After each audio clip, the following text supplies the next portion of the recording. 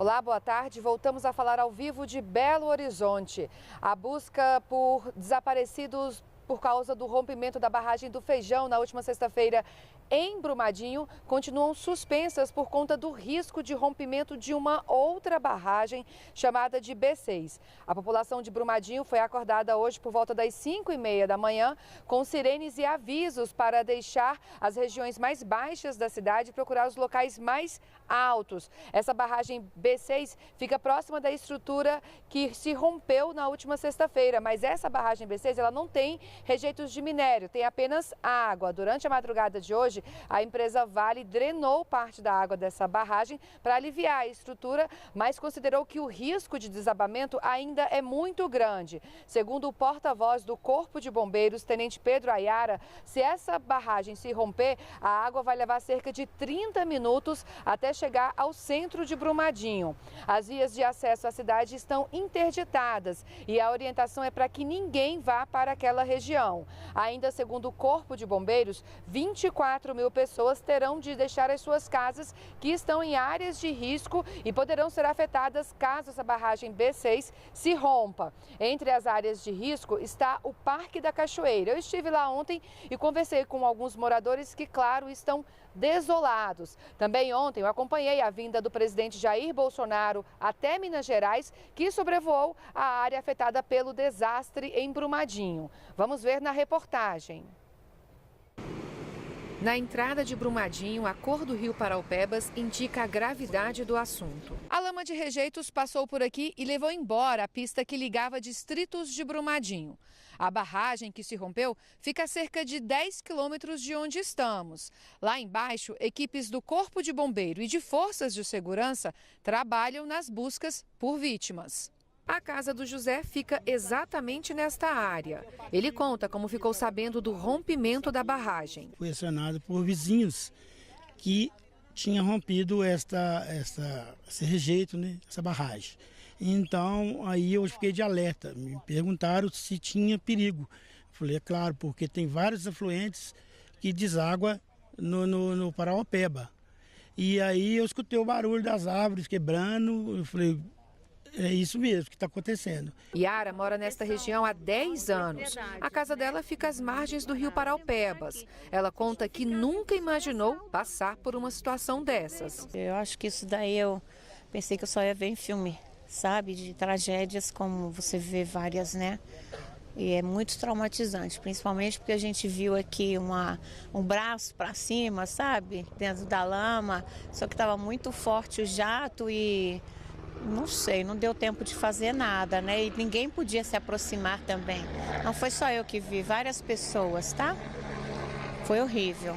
O presidente Jair Bolsonaro chegou por volta das 9h30 da manhã do sábado no aeroporto de Confins e sobrevoou a área atingida pelo rompimento da barragem de Brumadinho. Bolsonaro também se reuniu com ministros e técnicos do governo para discutir medidas de socorro às vítimas. Já em Brasília, o presidente falou sobre a tragédia e medidas que estão sendo tomadas. O governo federal, bem como o governo estadual, tomaram todas as providências de imediato para ajudar a minimizar a dor dos familiares. Daqui para frente, o trabalho é basicamente busca de desaparecidos. Infelizmente, pode aumentar muito o número de mortes. O governador de Minas Gerais, Romeu Zema, disse que protocolos de barragens no estado devem ser revistos e destacou que os responsáveis serão punidos exemplarmente. Zema explicou ainda que o governo busca tecnologias para localizar desaparecidos. O governo federal deve nos ajudar no sentido de estar trazendo alguma tecnologia lá de fora que ajude a recuperar os corpos que estão soterrados, porque é muito difícil você localizar um corpo a 5, 10 metros de profundidade. Israel já se ofereceu para poder fazer isso. Nesta faculdade foi instalado o posto de comando das operações de busca e salvamento. A Defesa Civil Nacional reconheceu a situação de calamidade pública em Brumadinho, medida também adotada pelo governo do estado. Com isso, a transferência de recursos da União para Minas Gerais para ajudar no socorro às vítimas vai ser agilizada. O ministro de Minas e Energia explicou como está sendo feito o trabalho dos técnicos do ministério. Desde que ocorreu esse infeliz acidente, os nossos técnicos da agência bem como os técnicos da CPRM, estão trabalhando no local justamente para apurar os fatos e contribuir com as autoridades naquilo que é mais importante no momento, mitigar o acidente, impedir que coisas semelhantes possam ocorrer e, principalmente, dar apoio às autoridades, principalmente no que diz respeito à Defesa Civil, para que haja o monitoramento do avanço da lama e as informações de coleta de material para saber da qualidade da água do Rio Paraopeba. O IBAMA multou a mineradora Vale em R$250 milhões pelos danos ambientais do rompimento da barragem. O ministro de Meio Ambiente, Ricardo Salles, falou sobre o trabalho de fiscalização. O que nós demonstramos hoje através da atuação do IBAMA é que a fiscalização e a atuação do órgão ambiental, ela é rigorosa e rápida.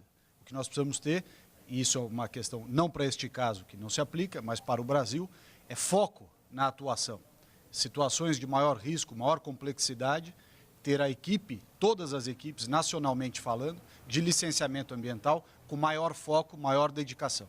Segundo o ministro do Desenvolvimento Regional, a prioridade é o socorro às vítimas. O objetivo é esse. Vamos melhorar os procedimentos para evitar que uma tragédia humana como essa volte a acontecer. A Defesa Civil do Estado está fazendo um trabalho primoroso, está de parabéns. A Defesa Civil Nacional está aqui para prestar o apoio necessário.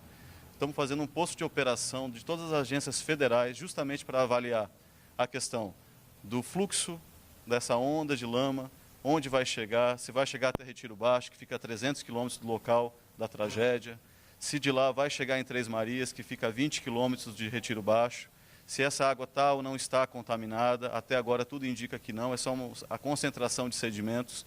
Isso impossibilita a captação.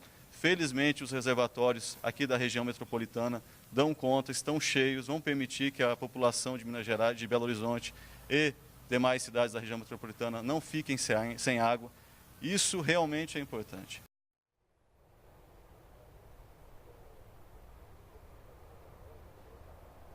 E com o risco de rompimento da barragem B6, todo o efetivo que está hoje em Brumadinho está empenhado em retirar as pessoas das áreas de risco. O Corpo de Bombeiros confirma que até agora há 37 mortos confirmados. Hoje cedo, pelo Twitter, o presidente Jair Bolsonaro afirmou que, após contato com o primeiro-ministro de Israel, Benjamin Netanyahu, chegam hoje a Belo Horizonte 140 pessoas e 16 toneladas de equipamentos que vão ajudar nas buscas por desaparecidos em Brumadinho. Vamos agora a São Paulo conversar com o repórter Ricardo Ferraz, que tem informações sobre o dia do presidente Jair Bolsonaro. Olá, Ricardo, boa tarde.